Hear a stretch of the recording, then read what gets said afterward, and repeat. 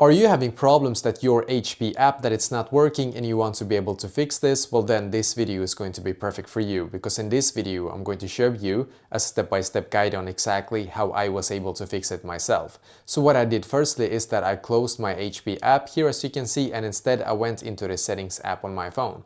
And in here on my settings app, I just scrolled down, I clicked on general, I scrolled down in here and I clicked on storage.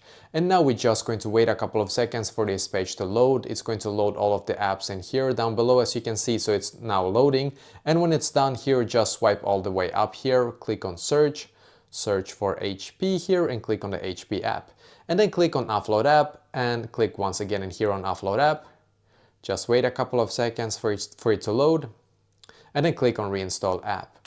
And by the way, if you're using an Android, it's going to probably say like clear cache or something similar to that, but just click on it. It is basically the exact same thing as offloading the app basically. So now just wait for this like loading process here to finish. You can even close it and check this one right here where it says loading.